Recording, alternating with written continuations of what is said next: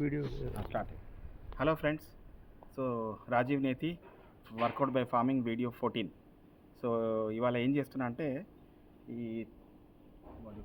ఉసిరి చెట్టు కొమ్మలు కింద పడిపోయిన ఉంటే సో దీన్ని నేను మెడిసిన్ లాగా న్యూట్రిషన్ లాగా వాడాలని ప్రయత్నిస్తున్నా.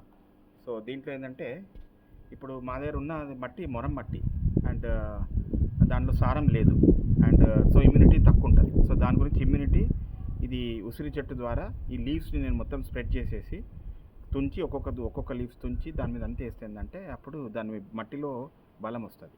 సో ఇమ్యూనిటీ పవర్ పెరుగుతుంది. సో దాని గురించి ఇవాళ నా యాక్టివిటీ. సో ఏం చేశానంటే ఇదంతా ఇది కొమ్మలను తిరగొట్టేసేసి ఒక్కొక్క లీవ్స్ని ఇట్లా తీసి ఇలా తీసేసి మొత్తం అంతా మట్టి మీద స్ప్రెడ్ చేస్తున్నా. సో ఇది ఏమవుతుందంటే over the period of time దాంట్లో మట్టిలో ఇన్కేసి అంకల్ మీద పెట్టండి. సో మట్టిలో ఇన్కేసి అది మట్టికి ఇమ్యూనిటీ పవర్ వస్తుంది. సో న్యాచురల్ ఫార్మింగ్ అంటారు దీన్ని. ఆర్గానిక్ ఫార్మింగ్ కూడా కాదు. ఆర్గానిక్ ఫార్మింగ్ అంటే మీరు కౌడంగ్ అవి ఇవన్నీ చేయాలి.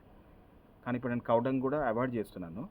సో కౌడంగ్ అవన్నీ ఆర్గానిక్ ఫార్మింగ్. న్యాచురల్ ఫార్మింగ్ అంటే భూమి ఎట్లయితుందో దాని ప్రకారం పెరగాలి అంతే.